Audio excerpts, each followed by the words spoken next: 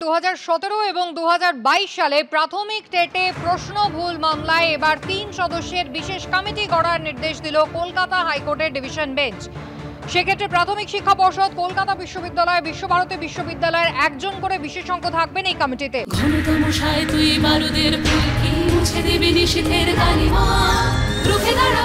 একজন মা হয়ে বলছি, সফল জীবনের জন্য যেমন চাই মজবুত হয়ে ওঠা শিক্ষা, মজবুত চুলের জন্য তেমনই চাই Alopex long and strong hair oil. বিশেষ কমিটি বিষয়ভিত্তিক বিশেষজ্ঞদের দিয়ে প্রশ্ন খতিয়ে দেখবে, নির্দেশ বিচারপতি হরিশ টন্ডনের ডিভিশন বেঞ্চের।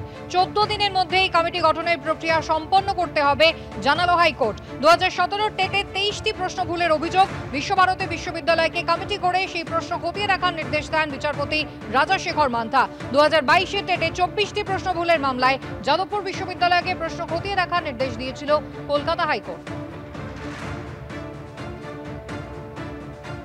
2017 এবং 2022 সালে প্রাথমিক টেটের প্রশ্ন ভুল মামলায় এবার 3 সদস্যের বিশেষ কমিটি গড়ল কলকাতা হাইকোর্টের ডিভিশন বেঞ্চ। প্রাথমিক শিক্ষা পর্ষদ, কলকাতা বিশ্ববিদ্যালয় এবং বিশ্বভারতী বিশ্ববিদ্যালয়ের একজন করে বিশেষজ্ঞ থাকবেন এই কমিটিতে। বিশেষ এই কমিটি বিষয়ভিত্তিক বিশেষজ্ঞদের দিয়ে প্রশ্ন খতিয়ে দেখবে, নির্দেশ বিচারপতি হরিশ টন্ডনের ডিভিশন বেঞ্চের।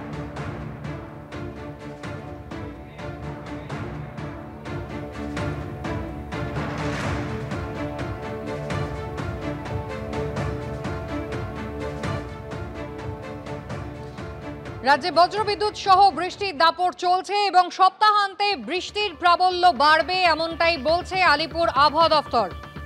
আবহাওয়া দপ্তর সূত্রে খবর, উত্তর বাংলাদেশে অবস্থান করছে নিম্নচাপ ধীর গতিতে, যা পশ্চিমের দিকে এগোচ্ছে। বাংলার উপর দিয়ে তা যাবে ঝাড়খণ্ডে। কাল ভারী বৃষ্টির সম্ভাবনা 2 চব্বিশ পরগনা এবং 2 মেদিনীপুরে। রাজ্যে বজ্রবিদ্যুৎ সহ বৃষ্টির দাপট আপাতত চলবে, সপ্তাহান্তে বৃষ্টির পরিমাণ বাড়বে দক্ষিণবঙ্গে, এমনটাই বলছে আলিপুর আবহাওয়া দপ্তর।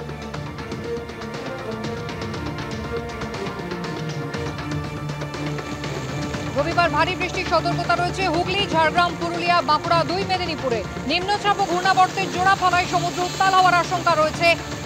সপ্তাহান্তে মৎস্যজীবীদের সমুদ্রে যেতে নিষেধ করা হয়েছে।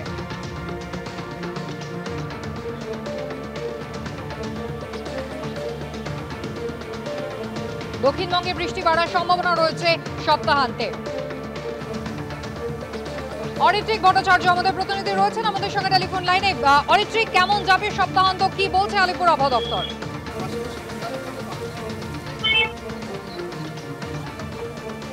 অরিত্রিক, শোনা যাচ্ছে? হ্যাঁ, শুনতে পাচ্ছি। অরিত্রিক, আলিপুর আবহাওয়া দপ্তর কি জানাচ্ছে, সপ্তাহান্ত কেমন কাটবে?